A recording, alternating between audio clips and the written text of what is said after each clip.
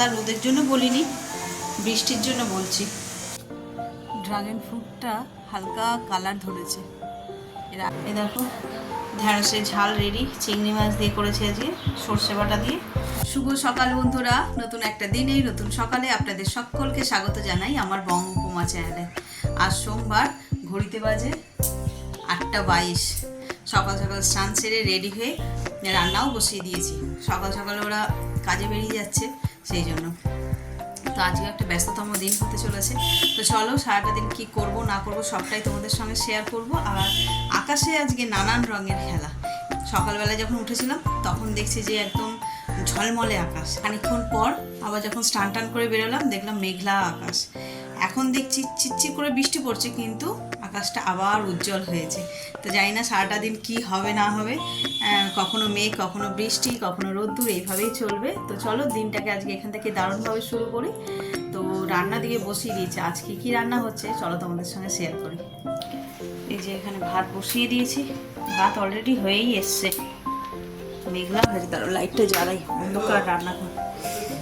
এই যে এখানে ডাল সিদ্ধ হয়ে গেছে, আম দিয়ে করবো আম ডাল, আর ঢ্যাঁড়স পেঁয়াজ দিয়ে কালকেই আনিয়ে রেখেছিলাম এই যে চিংড়ি মাছটা, এটা করব। এখানে এনে রেখেছি মোরলা মাছ খানিকটা, এই মোরলা মাছটা দেখি কি। আর কালকের তরকারি ডাল অল্প অল্প সব রয়েছে, তো সব মিলিয়ে মিশে সোমবারটা যেরকম হয় আর কি, হজে বড় ল খাওয়া হয়। আগের দিনের খাবার কোনো চিকেনও রয়েছে, কোনো দিন এরকম হয়েছে শুধু ডাল আলু ভাতে করেছি, আগের দিনের সমস্ত খাবার দিয়ে আমাদের চলে গেছে। তো আজকেও তেমনই একটা দিন, শুধু এই ঢ্যাঁড়সের তরকারিটা একটু করছি। এখানে যে টক ডাল করবো বলে আমটা বসিয়ে দিয়েছি।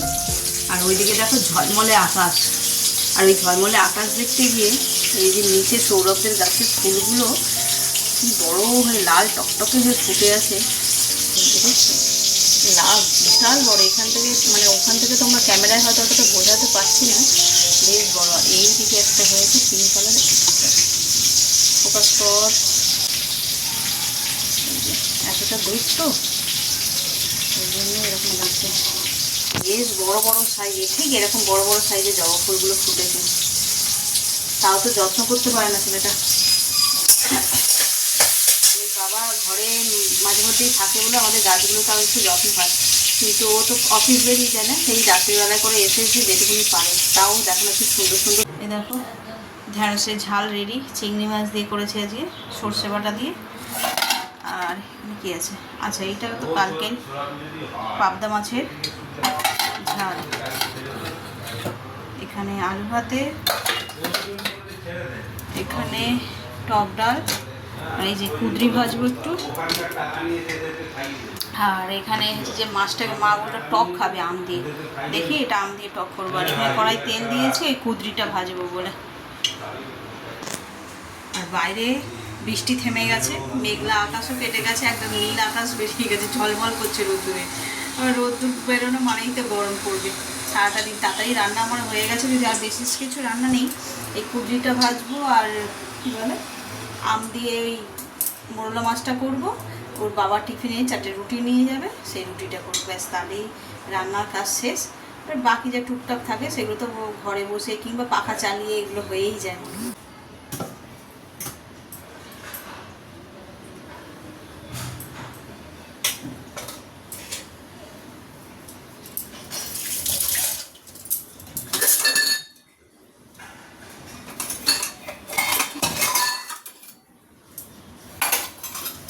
রান্না তো অনেকক্ষণই হয়ে গেছে, তোমরা দেখলে। রনর বাবা যেন কাজে, ওই জন্য খেতে দিয়ে দিচ্ছি। ঘড়িতে 12:30 মতন বাজে। আর আজ কি রান্না হয়েছে তোমরা তো সবই দেখেছো। রান্নাও হয়েছে, ছিল ঘরে, সব কিছু মিলিয়ে মিশে অনেক কিছুই হয়েছে। ওর বাবা কটা খেয়ে যাবে তারই দেখি। হ্যাঁ হ্যাঁ, তো কবে থেকে নেবে? পুজো কদিন হলো? 1 তারিখে হয়েছে, আজকে কত তারিখ? 10, 11 তারিখ, 11 না 12 তারিখ।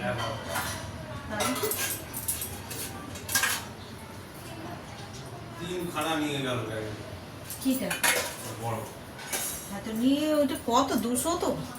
হ্যাঁ চলো খাবার বেড়ে নিয়েছি, দিয়ে দিই।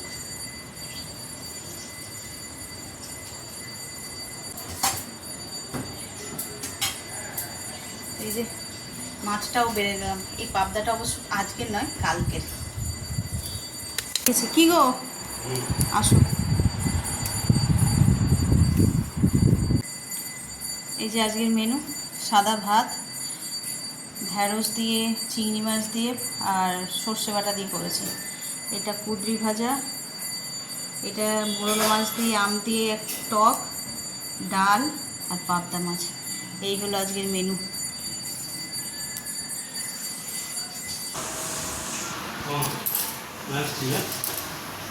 ছাতা আছে ব্যাগে? ছাতা রোদের জন্য বলিনি, বৃষ্টির জন্য বলছি। দরজা টেনে দাও, শেষদা আছে, বন্ধ করার দরকার নেই। ঘড়িতে বাজে 6টা 15, আর ছাদে এসছি গাছে জল দেবো বলে। ওর বাবা নেই, ওর বাবা থাকলে আরও তাড়াতাড়ি দিয়ে দেয়। আমি একটু দেরি করলাম কেন, এই জলগুলো এত গরম হয়ে যায় না, ট্যাঙ্কির জল। আর আজকে বললাম যে একটু মেঘলা আর রোদ্দুরের খেলা চলছিল, তবে বেলা বাড়ার সঙ্গে সঙ্গে মেঘটা পুরো কেটে গিয়ে একদম ঝলমলে আকাশ। সারাটা দিনই খুব রোদ্দুর ছিল। তো ট্যাঙ্কির জল যথারীতি গরম, ওই গরম জলটা গাছে দেবো না বলে তাই সন্ধ্যেটা পার হয়ে গেছে। এখন একটুখানি ঠান্ডা হাওয়া দিচ্ছে, রোদের তাপও নেই। 6টা 15 বাজে তোমার যেমনটা বলছি। তো চলো এখন জলটা দিয়ে দিই। নিচের কাজ মোটামুটি কমপ্লিট। জল দেবো, হাঁটবো, সে এখন 7:30 নাগাদ গেলেই হবে। গিয়ে শুধু রাতের তরকারিটুকুনি করবো আর কি। তো চলো গাছে জল দিয়ে নিই। এদিকে এই যে স্থলপদ্মর গাছটা দেখছি, হ্যাঁ একদম নুয়ে পড়েছে, পাতাগুলো সব চুপসে গেছে। সূর্যমুখীটা ঠিক আছে, কিছু কিছু গাছ ভালো আছে, আবার কিছু কিছু গাছ একদম নেতিয়ে পড়েছে। চলো আর বেশি দেরি করব না, জলটা দিয়ে দিই।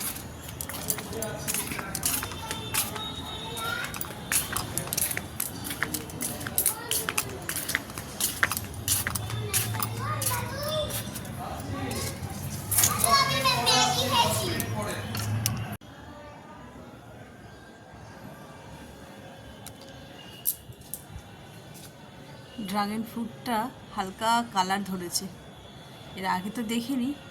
আস্তে আস্তে ফলো করছিলাম যে এটা বাড়ছেও না কমছেও না, কী হচ্ছে ব্যাপারটা। কিন্তু দেখো রং হয়েছে, কেমন পিঙ্ক কালার হয়ে গেছে, বুঝতে পারছো? এই যে মনে হয় না বেশি বড় হবে বলে, এই ছোটই থাকবে, তবে পাকতে শুরু করেছে। এই যে এদিকে ফুলগুলোও তো বেশ বড় হচ্ছে, দেখতে পাচ্ছি। এইখানটা একটা আছে, আর এই ঝিঙেটার অবস্থা দেখো, পুরো পচিয়ে দিয়েছে পোকাতে কামড়ে কামড়ে।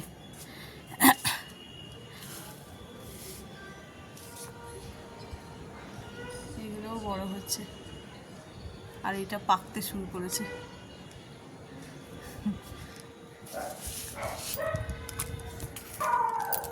এই এখন এমন হয়েছে, একটা বাংলায় কথা আছে না, বেল পাকলে কাকের কি, আমরা হচ্ছে সেই কাক। গাছে ফল ফুল হচ্ছে, মানে ফুল নয়, ফল সবজি হচ্ছে, তাতে আমাদের কি, তার আগেই পোকা এসে সাপড়ে দিয়ে চলে যাচ্ছে। এই হচ্ছে কথা। আর যে জিনিসটা একটা হয়, মানে অনেক হয়, তাতে অত কিছু মনে হয় না, কিন্তু ফুল এই সবজি টবজিগুলো একটা আধটা হচ্ছে, তো সেগুলো নষ্ট করে দিচ্ছে, সেই জন্য ভীষণ গায়ে লাগছে। ওটা এখন দেখছি বেশ পেকেছে, মানে পাকছে আর কি, রং ধরেছে। এখন ড্রাগন ফ্রুট খুব যে মিষ্টি হয় তাও নয়, আর এটার টেস্ট কেমন হবে তাও জানি না। ভিতরটা শুধু পিঙ্ক হবে না ভিতরটা সাদা হবে জানা নেই, কিন্তু দেখছি যে রয়েছে। এই থাকতে থাকতে যদি পেরে নেওয়া হয় তাহলে ভালো, নলে নষ্ট করে দেবে। আনারসটাও বেশ বেড়েছে, তাহলে আশা হয় না, যা রোদ্দুর থাকে বাবা। এই আনারসটা যখন বড় হয়ে যাবে তখন কি করবো, এই ডালটা উপরে মাথাটা ভেঙে আবার বসিয়ে দেবো, আবার বছর 4 পরে আবার আনারস হবে। চলো আর দেরি করবো না, জলটা দিয়ে দিই গাছে।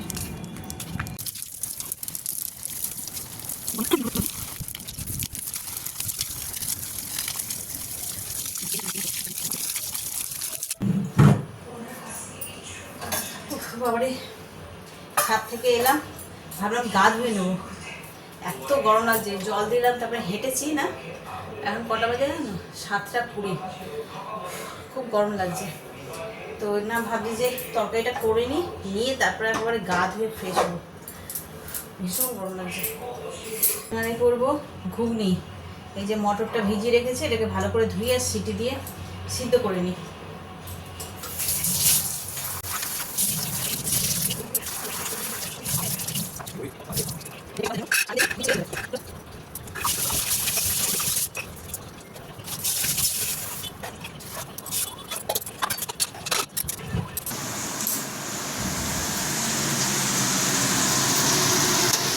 এই যে মশলা কষানো হয়ে গেছে, এবার এই সিদ্ধ করে রাখা ঘুগনিটা দিয়ে দেবো। মটরটা, ঘুগনিটা না।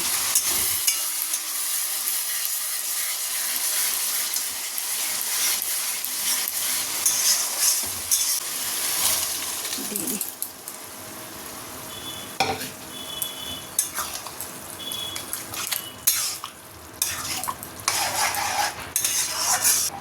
ঘুগনিটা তো একদম রেডি।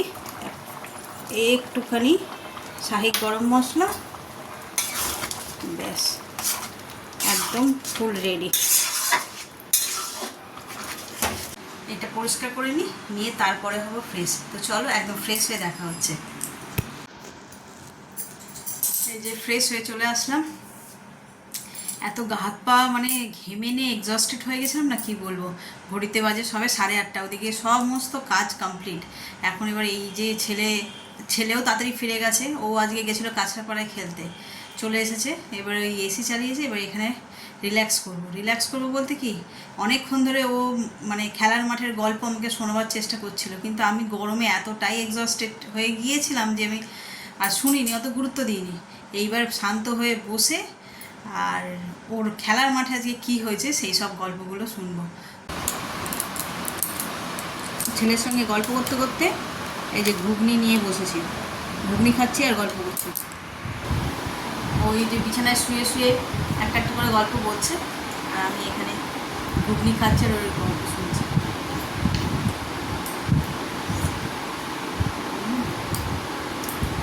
ঘড়িতে বাজে 11:30, আর আমার খাওয়া দাওয়া সব কমপ্লিট। ওদিকে রান্না করে কাজও সব গোছানো হয়ে গেছে।